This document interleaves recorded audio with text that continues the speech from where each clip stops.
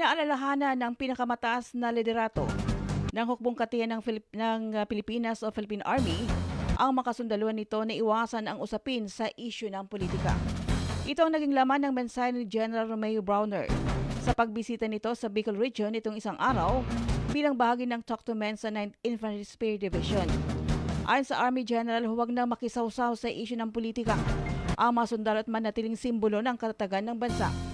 Dagdag pa ni Browner na kahit mag-away-away man ang mga politiko, mahalaga pa rin na magkaisa, professional at tapat ang mga sundalo. Sa ganito umano, hindi babagsak ang Pilipinas. Huwag na nating pansinin yung mga umiikot sa social media, no?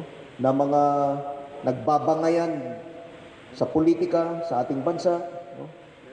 Maraming nababasa tayo ng mga allegations of corruption, pandaraya. No? Huwag na nating pansinin yun. Mag-focus muna tayo sa trabaho natin. No?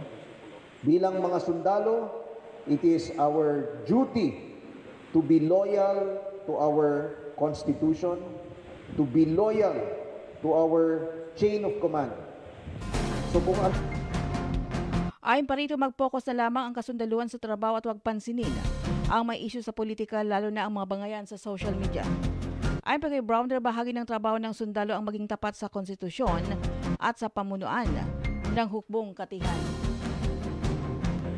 Kasi kung tayo mismo ay makikiluklok, makikisama sa kaguluhan sa politika, kawawang ating bansa. Kawawa yung mga anak natin, kawawa yung mga apo natin, the future generations of Filipinos ang magiging kawawa. So let us focus on our jobs. Sa huli, binigyang diin naman ng general na kung sila mismo ay makikiluklok, makikisama sa politika, magiging kawawa ang bansa, mga anak at apo, gayon din ang hinaharap ng henerasyon ng mga Filipino.